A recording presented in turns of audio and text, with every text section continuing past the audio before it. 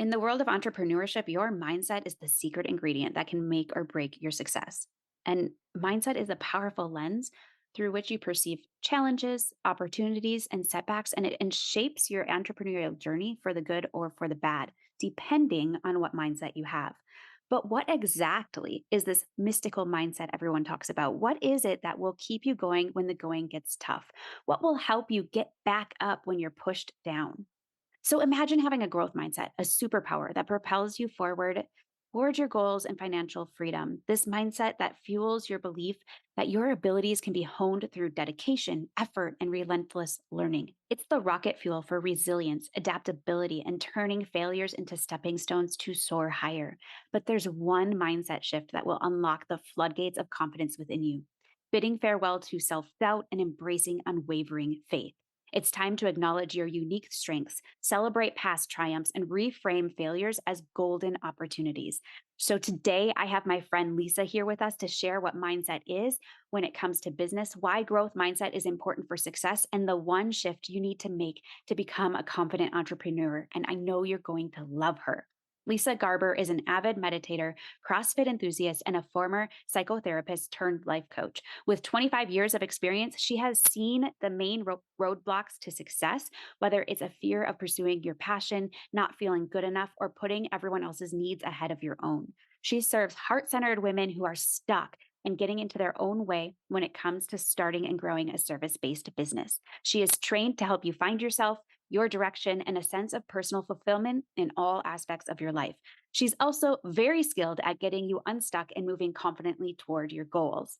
Are you ready to unlock your confident inner boss? I can't wait for you to meet Lisa, so let's dive in. Hey, friend, welcome to Pursuing Goals God's Way. Have you thought about finally starting that business now that your kids are older?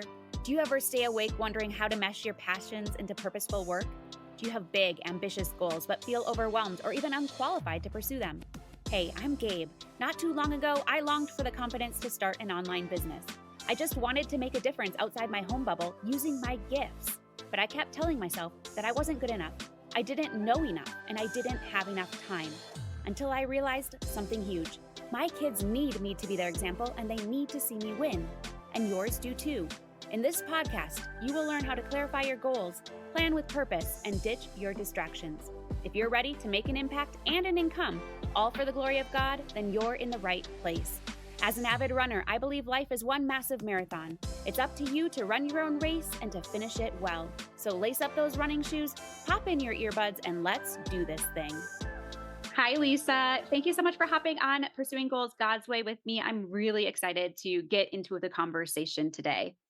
Thank you for having me, Gabe. I appreciate Absolutely. it. Yes, I'm excited. And I know I like to start out my podcast by having my guests tell us something unique about yourself. I know I did the formal introduction already, but what is something you can tell us so we can get to know you a little bit better? I know, you know, one of the things that's unique about me is how difficult it is to answer that question. Isn't that funny? It's sort of like what could possibly be unique about me? And I even asked my husband and he gave me a few ideas and I thought, no, I don't think that's what what she wants to hear. Anyway, you know what came up for me? I think because we're talking to entrepreneurs and especially to people who are starting out and probably don't even call themselves entrepreneurs yet, is that it took, I was a psychotherapist first. And I think that's what makes me unique as a life coach. That's for sure. That I have this background in a master's degree in psychotherapy. And that means that I'm unique in that I really do dig below the surface when I'm working with people and talking to people, even my best friends. Oh, I love that. And that makes a really good coach is asking good open-ended questions, really trying to get to the root and really understand the other person. And so that's a really, really great quality to have. So awesome. Well, I know we have a lot to talk about, and I want to dive right in because you started out, you didn't start out as a life coach and entrepreneur. You started out as a psychotherapist, but also you were a musician. I would say that's unique about you as well. So you're going to have to tell us a little bit about what you did. Did you sing? Were you in the band? Like what instruments did you? But tell us a little bit about that story and then what led to you building your own business. Okay, sure. Yes, that is definitely unique about me as well, I guess, that I've had a few careers. I literally quit school when I was 16 and left high school to join a band, much to my family's chagrin. And that was there were many reasons. I was in a sort of in a psychological low point, and I just couldn't handle what was going on in my life, my family's life, and so it just seemed like the right thing to do. And so I started, singing with a band, and I was a really good singer. I come from a family of entertainers and performers and musicians and actors and singers, and so it really wasn't that big a deal to me. But I did it for 16 years, and it meant that I was in many bands. I started my own bands. I learned to play the guitar. I did a lot of gigs. So in those days, they actually paid musicians to work in clubs. They don't do that anymore, I have to say. But in the day that I was doing it, we were members of the musicians union, and we got union scale when we did gigs. So I made a living. I played bars, which was funny because I didn't drink and I was underage, but nobody ever asked. And I played, and it was actually from playing bars that I made my commitment to sobriety. Well, it wasn't sobriety, I wasn't drunk. I made a commitment to abstinence because I just saw how it ruined people's lives, including my guitar player. So that was actually a wake up call. And I did it for years. I moved to New York City, tried my hand there, wrote songs for a publishing company, moved to Los Angeles, worked there, and had a deal to make a record, and it just never panned out. And so by the time I was in my 30s, I was tired. And I also recognized that it wasn't making me happy. Yes, there were moments on stage that yes, they made me happy. Singing is an emotional, beautiful experience to be able to sing, but overall the lifestyle didn't make me happy, and I spent a lot more time reading self-help books. I went to in those days, Marianne Williamson was just starting her self-help work. Louise Hay was just starting. All these people in Los Angeles, I used to go to their workshops. So there was just something about that that drew me.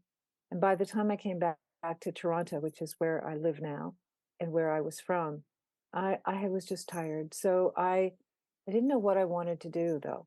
And well, let me put it another way. I did know what I wanted to do. I wanted to go to university, but I was a high school dropout. So I discovered that there was actually a way to do that. They had me, you were allowed to come in as a what they called a mature student. And I certainly was. I was in my 30s. Everybody else was 18.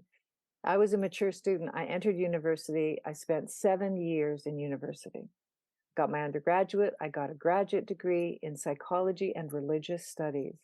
And I had the greatest time of my life. I loved it so much. And so then I became a psychotherapist because that's what I had studied. But that didn't even feel right.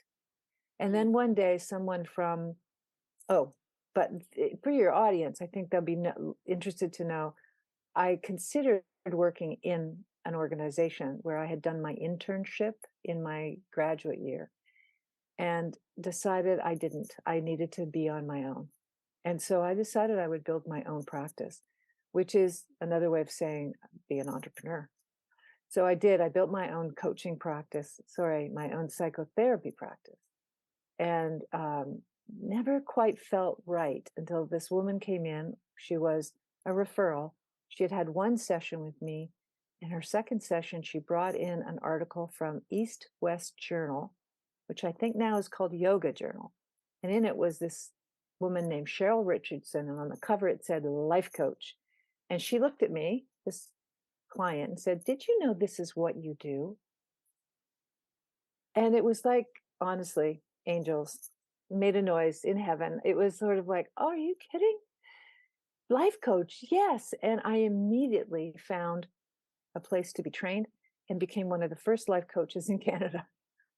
I love it. I love it. And I love how that all kind of interwove, like the path. It was like all these different steps and all these different directions, but who would have known that it would have aligned the way it did, right? It was like confirmation after confirmation, but until you get there and look back and go, wow, now I know how this all fits together. What a cool experience and what a cool journey to be on. It was certainly what you said. that you just couldn't have planned it. And I think that is one of the great life lessons that not only do I continue to follow, but I do, in fact, hope other people follow and help other people follow, which is, take the first step Mm. because you just have, if you spend your time figuring it all out, you can't possibly know what will happen tomorrow. And it's you close yourself down from amazing miracles happening if you if you try and plan it all. So yes, it was a beautiful thing. It was a beautiful experience all the way around. Oh, that's amazing. So, yes, taking the first step or taking the next right step. And I Yes. love that. So, well, I know one of the reasons I wanted to bring you on, we're going to be talking about mindset shifts and how to unlock our inner confidence so that we can take that next step and do it with confidence. Even if we don't know, I feel like one of the reasons people or women don't take that next step to start an online business is because it's the unknown. And that is scary. And that comes with mindset. It comes with confidence, but we don't build confidence until we're in it. Like we need to be in action and emotion in order to. And so one thing I think is that mindset is thrown around a lot. Like it's kind of a taboo word in a way. So I want to talk a little bit about it in regard to online business. Tell me a little bit about what what you think mindset actually is, and why is it so important to our entrepreneurial success? Yes, I'd be happy to. I think that now the term is used differently than when it was created. But now we use it really to help us understand the belief system, our limiting beliefs, our positive beliefs, our self talk, our fears, our hopes, our dreams. It's everything that goes on in our minds. That's really what a mindset is about now. And it's so important because if you think about what drives us, it will be what motivates us, right? It will be our fears, which will stop us. It will be our feelings that get in the way of doing our best work. These are all part of what I consider now a mindset. Does Hmm. that make sense? Yeah, it does. It does. And I also think I know I read what's the author's name, but Growth Mindset, Carol Yeah, something, I Carol think. Dweck. Thank you. Thank you. And so I read that quite a few years back, but it was really interesting to see the differences between a fixed mindset and a growth mindset, because a lot of people think that they're stuck in wherever they are or whatever feelings or thoughts they have. And a growth mindset is more about learning and growing and knowing that you can shift these things. Are you into the growth mindset side of things that you can talk about that a little bit? How does that fit Yes. into what you do? Yes, totally. And you're right. That is the original she was the original person to write about mindset, and she was the original psychologist to identify the difference between people who she was working with, students that she had who had what she considered a growth mindset and what she called a fixed mindset. And that's right. So the fixed mindset is sort of just that whole idea. No, I'm not sure I know anybody who has this anymore, but a lot of people used to have a mindset that said, "Oh, that's just me. I can't change." Oh, that's actually, I shouldn't say I don't know anybody. It's not true. I do a lot of executive coaching as well as entrepreneurial coaching. And I come across a number of executives who think, well, that's just who I am. It's not something I'm going to change. That would be considered a fixed mindset. And the growth mindset are the people who say, okay, well, this is a challenge. Let me learn. Let me grow. It's exactly what it says, right? Let me grow.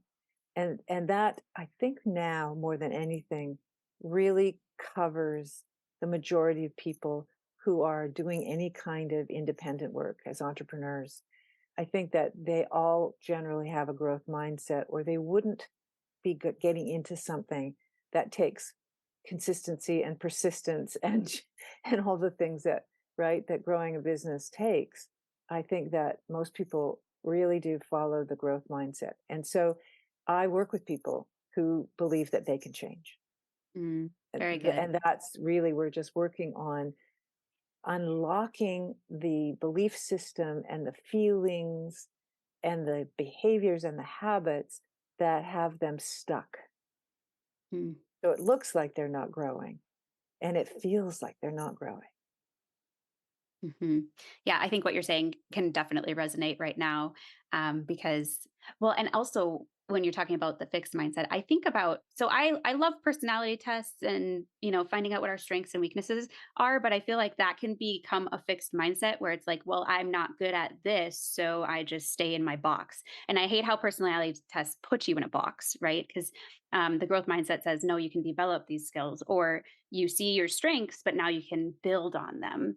Whereas it's, you can say, well, I'm the way I am because of this. My personality test says that. So it's very interesting. And I love that you help others kind of come out of the yuck or the mindsets that are keeping them stuck. And so let's talk a little bit about these different shifts that women need to make in order to become successful and confident entrepreneurs. What would be the first shift that you would say? I think they have to move out of victim mindset into a more responsible, creative, even creator kind of mindset. What I see with a lot of people is that that the notion of victim means things like, "This is so hard. I don't think that I don't see how anybody." I Instagram makes it so difficult. Poor Instagram. Instagram makes it so difficult, those algorithms, or, you have to show up on YouTube, and and I just can't do that. That's not something that I can do. And I know that if I don't do that, then I can't build my business, or I have to put all these hours into it. I read somebody put this number of hours into it, and I can't do that, so I won't be able to be successful. I think those are victim thoughts, right? Where they're just problems outside of oneself that feel like they will keep us down, and we believe them. And yeah, we believe in them and kind of hide underneath them in some ways. So the switch there is to actually to be more responsible for how we want to show up. So Instagram is a great idea. I just spoke to somebody who is giving it up. She's Hmm. decided to give it up, but not from an emotional place. She read some articles. She looked at where she's getting people coming to her business. She's looking at what her audience really wants. And she's made a decision that she's not going to use Instagram anymore. She's going to use something else. I can't remember what it was, but it's not like she's giving up her business. She was just giving up that particular one. So instead of feeling hard done by and victimized by Instagram, she took control, said, is this for me or not? And I think that that is a huge shift for people to make whenever they're in business for themselves. Yeah, that's so true. And actually, my own example, my listeners know that I stepped away from social media at the beginning of the year.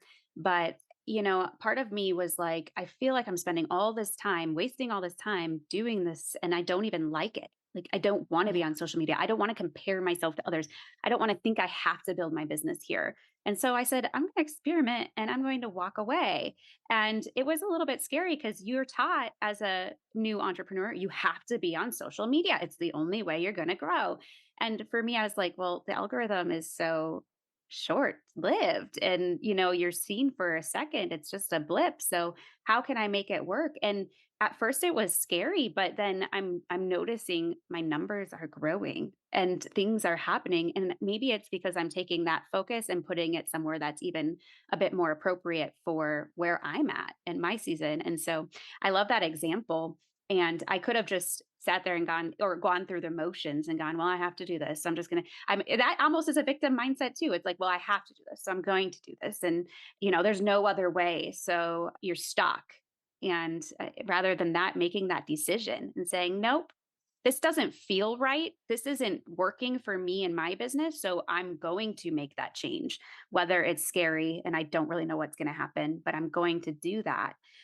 So that's really, really great. I love that mindset shift. Anything else on that that you can think of? Well, I love what you said, and we can draw on that a little bit too, because within what you did, you left the victim, like, I have to do this, I'm supposed to do this, they told me I needed to do this. You left that and you went into, I need to do what feels good and right for me. And that to me, I don't know what we call that mindset. But and I'm not sure I have that even in written down. But that's the mindset that really helps, isn't it? Because now you're sitting and you're excited about your work, and your energy has lifted, and your vibrations are higher, and you have a smile on your face when you're doing the work again, and it just makes a huge difference to get out of the negativity and into the positivity. I guess that would be a pretty basic mindset shift right there. And the positive meaning, I'm going to follow what feels right and what feels good, even if the gurus have told me differently. Yeah, exactly. And that is exactly what I feel. I feel so much peace about it. And that's one of the ways I feel like you're on the right path when you have a peace about your decision. It's such confirmation. And so I have peace. And not only that, but I don't miss it. I don't miss anything about it. Like, yeah, sometimes I miss kind of catching up with friends in there, but I'm going, I really am at the point this season where I really want to have deep connections. And so the people that I want to be deep with, they'll text me, they'll call me, I'll hang out with them, and I'll and my husband's on, so he'll tell me when I need to know something about what's going on social, but I'm in that season where I don't need to try and be everywhere. I'd just rather have that connection instead. Yeah. So, what kind of mindset shift would you say that was, Gabe? Because what you sound like to me is someone who really stepped into a maturity and a sense of responsibility and Mhm. an acceptance of yourself. Does that feel right? Oh, yeah. I would say it was a realization that I don't have to be everything for everyone. I don't have to be everywhere. Even in high school and college, I was in all the places, like all the cliques, all the clubs, I was just a friend to everybody. And so, which is great and fine. And I loved my experiences, but it was all surface level. And so I Yeah. think I just had to make that click that no longer serves me and my purpose, and I had to come to the thought of I don't need to be known by everyone either. Part of that is accolades and kind of the recognition. I liked it when people recognized what I did, or whatever is going on with our family, all the good things, because that's all anyone posts on Facebook and Instagram anyway, right? Your highlight reel. But I came to the realization that I only care what my inner circle thinks about me and what God thinks about me, or my immediate family. And so that was the mindset shift I had. It was, who do I really care about seeking approval from, you Mhm. know? I think that's very powerful. I think it is a real growing up. There's a maturity about that, I think, very much. You even mentioned what you were like in high school, right? It's a real growing up that feels good, and that, I guess, often I will use it about sort of like stepping into your power. It's empowering what you just did. Whereas the other way of looking at it, that sort of, I have to do this, is so disempowering. So, one of the things I liked about what I heard you saying, Gabe, that I think is worth noting is that you kind of went from feeling not very empowered. So, what is the opposite of not empowered? Victim, I guess, Yeah, it's weak, stuck. Yeah. stuck, to sort of stepping into your power, meaning your where you can take some responsibility and feeling empowered by that. And I think that's a huge step for people to take so that they don't feel victimized all the time, to feel empowered. And it includes things like decisions and that you made this decision based on how you were feeling. So decisions are a part of a mindset, right? I've decided I'm not doing this and I'm doing this instead. I think that perspective, like the way you look at things, is a part of mindset. So you were looking at it as, this is something that I think will be an experiment. I'm not sure what's going to happen. But that ability to sort of be open-minded about it allowed you to move in that direction. You didn't have it all planned out. And now you're seeing some positive results because of it. So I think mindset, again, it's the minutia, it's the thoughts, it's the beliefs, it's the perspectives, it's the yeah, yeah, I think that's what we mean by mindset Mm. nowadays.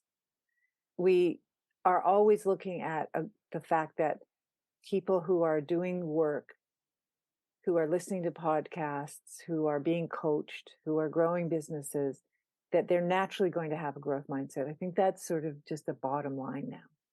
Mhm. And so these are the kinds of growths that we're looking for, to be more independent, to be more sure of myself, to get beyond the fears. These are the mindsets that we're working on. Yeah, that's so good. So good. So, and we talked about that mindset shift of the decisions and um, being clear and, being willing to make that decision and take that next step. Do you have any other shifts you were thinking of that we would talk about today? Yeah, well, sure. The one of the shifts that of course I think I mentioned from negative to positive. That is just a huge shift, and I want to just explain that a little bit because it can be. There's a term out there now. Have you heard this term, toxic positivity? I have. Yes, quite the term. I have a lot of opinions about that.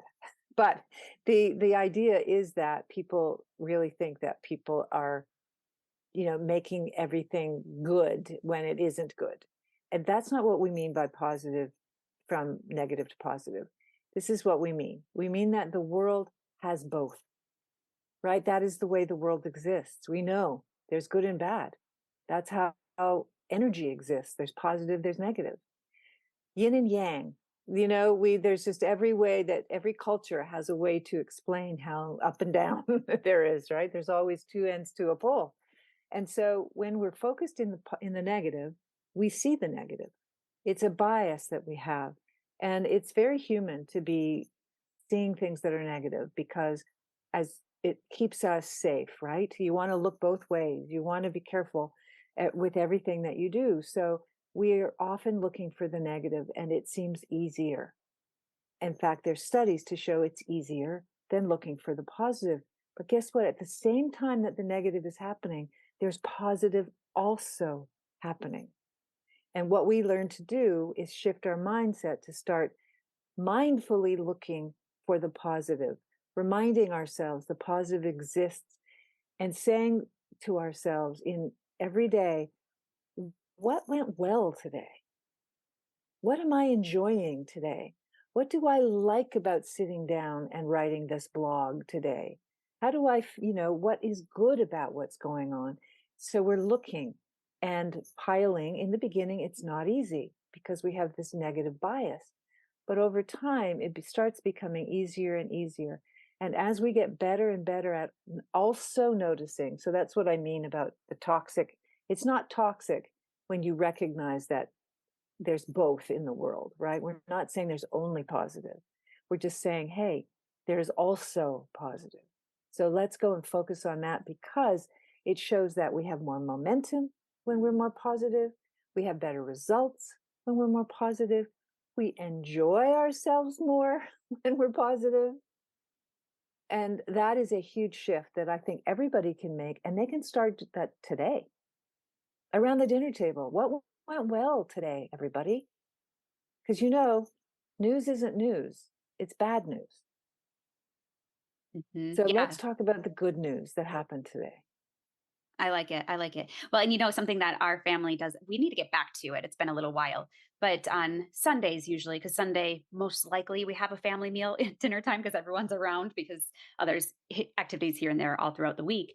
But that's an important piece for me. But we do a family meeting. And in the family meeting, we talk about how was your week? You can tell us if there were frustrations, but then you need to tell us what was the best thing about your week and what do you look forward to next week. And so we kind of do that and I didn't even think about that. It's just kind of a natural finding that positive, especially when the week does feel long. The what is it? The days are long and the years are short, and that's really true in the season I'm in. But that, and then also as you were talking about that, I was thinking it's not about we can't feel the feels. Like it's not that we can't see the negative and what's the reality. Reality says, "Oh man, things are going rough right now," right? But it's a matter of perspective. It's shifting that perspective to go, well, what was good in this? Like, what was the good I saw today? Because then it helps train our brain to start thinking that way. And that is not woo woo at all. That is fact. That's just nature. But nature says, let's go to the negative. So we have to train ourselves to go to that positive. And so I'm thinking about like when it comes to even entrepreneurs or business mindset, how can we do that just in the everyday business grind? We have to make a decision to actually make it a habit.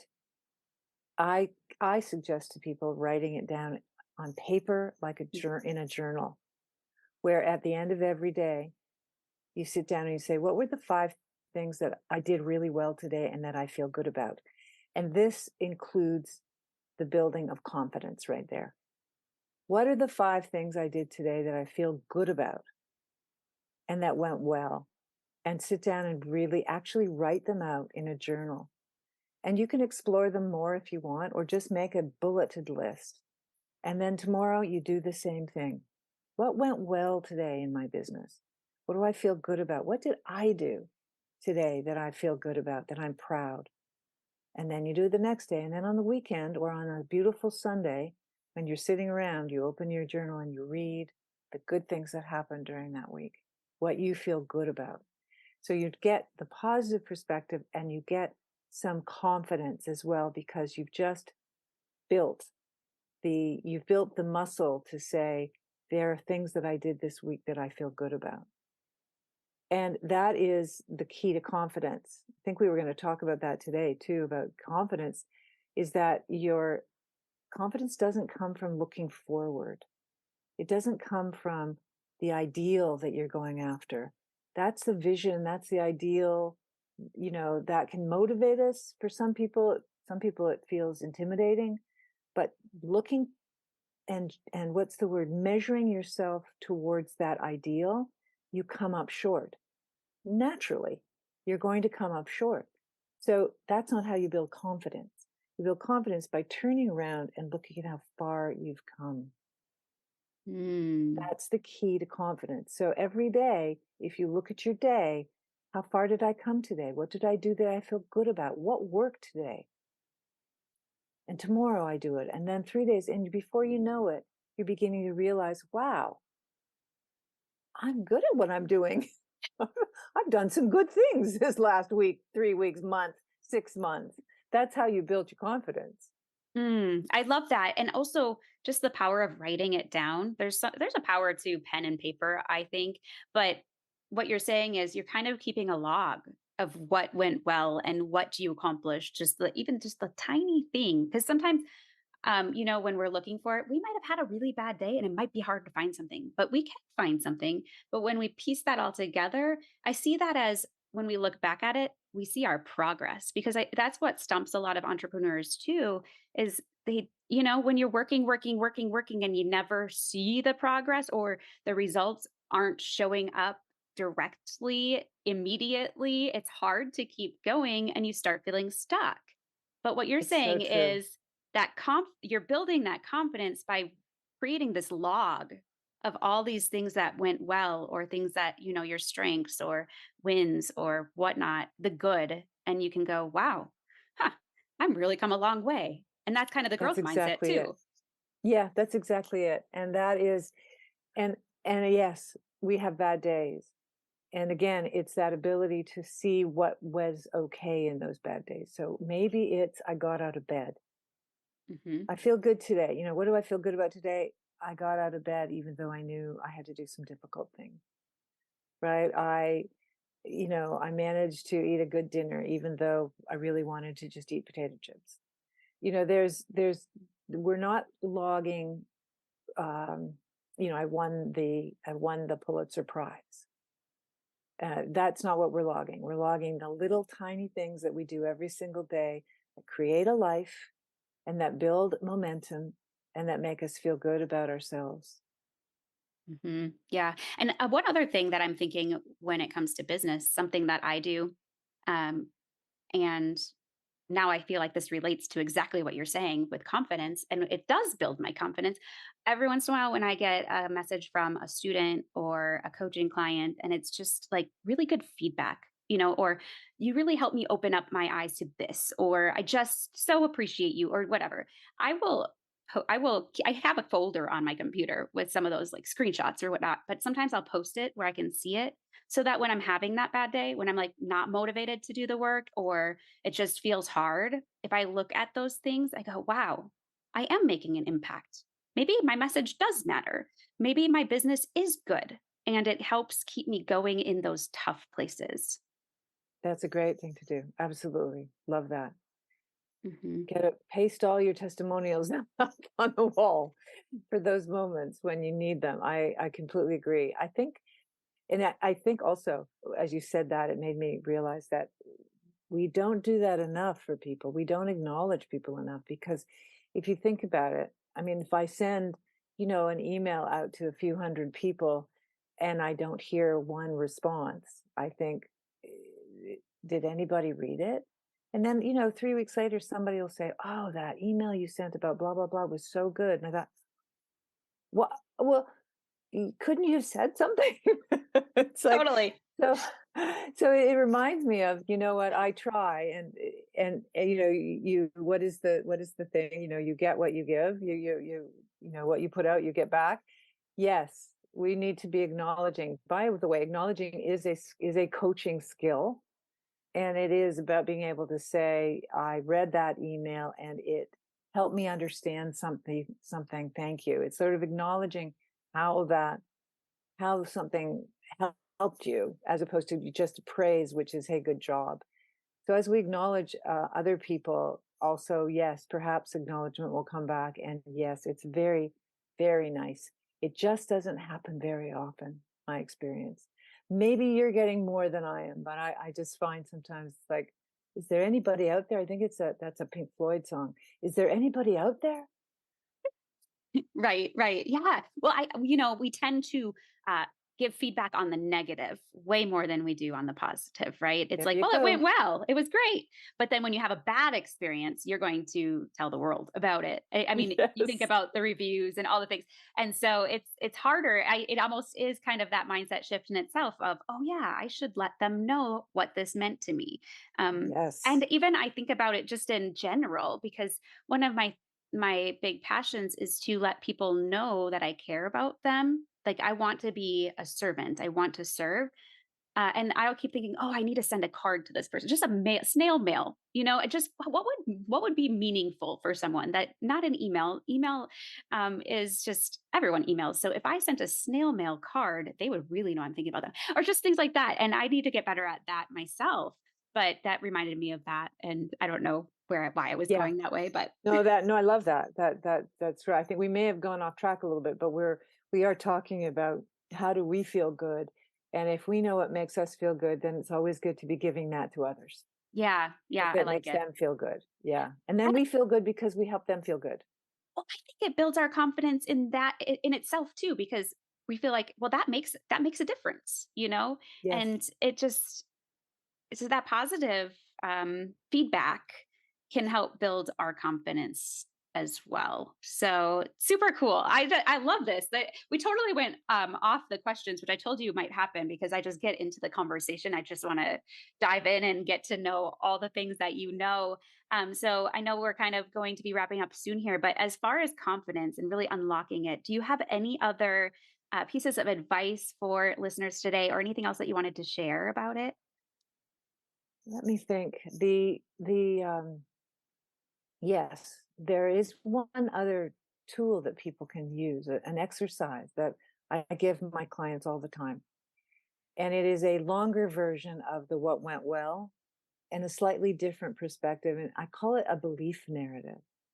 And what we're doing here is, we want to build a belief in ourselves kind of mindset. So our limiting beliefs are the things that keep us stuck. There's no question. They are the number one eh, thing I think that I work with on people is to help eliminate, change, do something with those limiting beliefs. And one of the ways that we can really work on our own belief in ourselves to be able to build a business is to write this belief narrative. And what it is it's going back over your whole life and looking at the things that you did that you accomplished. So now we're not just looking at the day, we're looking at your whole life. So let's say and I would divide the way I suggest it with people is you divide it maybe into 10 years each or 5 years each. So it's not so overwhelming. So from 1 to 5, was there anything that I did in those years that I can remember? It's that, that I feel was an accomplishment in my life. Well, I learned how to walk. I learned how to read. I learned how to talk. I learned how to ride a bicycle, right? So there you go. There's a whole bunch of things that I did. And then from 5 to 10, what did I learn how to do? I learned how to sing. I learned how to swim. So you just, go on and on. And then, and of course, as you get older, I, graduated school. I went back to university and I graduated and got a degree. I have, you know, written songs, blah, blah, blah. It just goes on. And then you look at this whole, I have a few more years than you, so I've got a lot more stuff, but it doesn't really matter. You just look at it and then you say, okay, you start the sentence, I believe I can accomplish, or I believe I can build this business because look at me. I learned how to walk. I learned how to talk. I learned how to read, right? I learned how to take care of my family when they were in need. Okay, next one. I believe I can accomplish, I can build this business and be successful because I got through school. It wasn't the easiest thing in the world to do, but I got through school. Okay, what's another one? And you just start looking at them as a theme in a sense, so that you've got a nice list of I believe, and you've got yourself a belief narrative and you read it regularly. So whenever I'm thinking, I can't do this, that wave of ooh comes through, I think to myself, wait a minute, I believe I can do this because I have done hard things my whole life. I learned how to write a song all by myself. I had no musical training.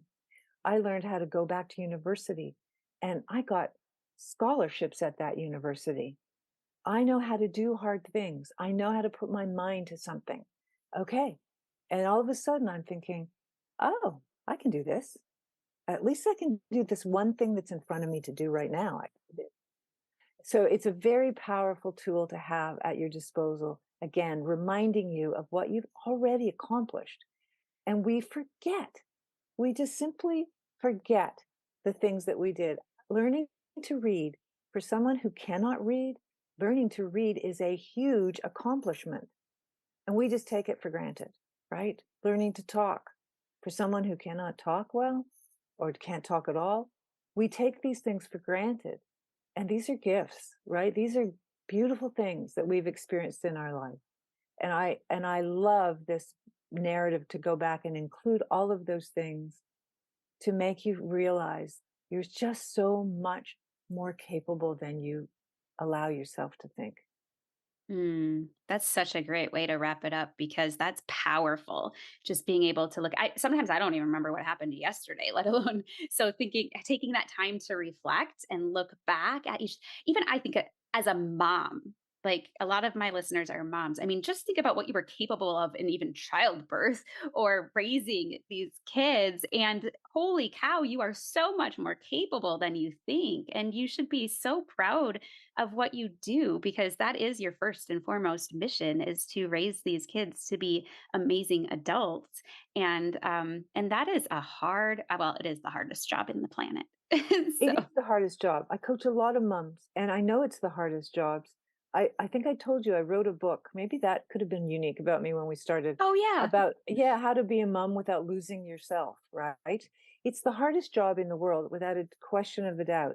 And we do not give ourselves credit for that job in terms of allowing us for it to build our belief in ourselves, Yeah, right? absolutely. We only see the ways we fall short, Hmm. which is unfair and unkind and partly cultural, right? Hmm. People don't raise and acknowledge mums enough. That is for sure. So yes, I think looking at that I mean, that is a huge accomplishment, and and worth putting into your belief narrative for sure.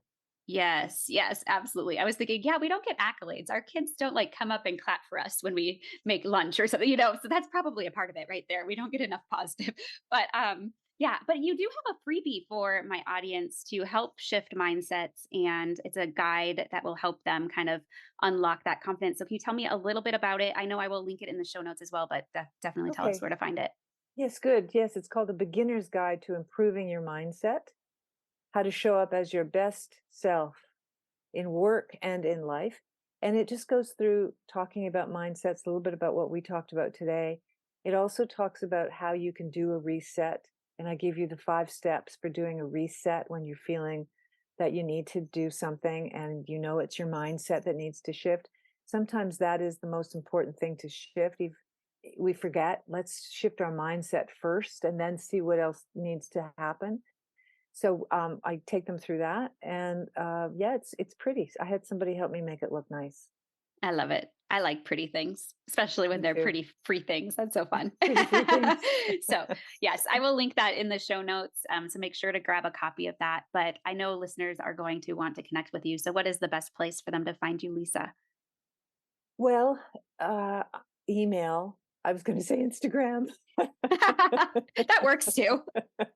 But not really, because, people I don't know if people really do connect on Instagram, but I just email me, it's simple. It's lisa@lisagarber.com, and I always respond to emails. I also have a website, lisagarber.com, and there's a place to connect with me on that as well. It says, I think, "Contact me." Well, I hope that's what it says, something like that. So it's easy to contact me that way too, but I think email is the best way to get in touch with me. Okay, I read them perfect. all. I love it. Well, I will make sure to link the email in the show notes as well. But man, after this conversation, I'm like pumped up. I'm going, man, I'm done for work for the day, but I kind of want to keep going. Like I feel this confidence building and this, yeah. So thank you so much, Lisa. This has been such a great conversation. And I know my audience is going to love it. Oh, I hope so. It's been a pleasure. Thank you for believing in me. Thank you so much for joining me today. I had a great time and I hope you did too. Before we go, though, make sure you follow the podcast on your favorite listening platform if you haven't already. If you resonate with this episode, please consider leaving a review on iTunes or share it with a friend, as this helps grow the podcast. Also, if you're not a part of Simplicity and Motherhood, consider joining us. It's a free online community built to provide support and encouragement so you can create balance and live intentionally as you go after your biggest goals, God's way. Head on over to redhotmindset.com for more resources and to find the link to join the community.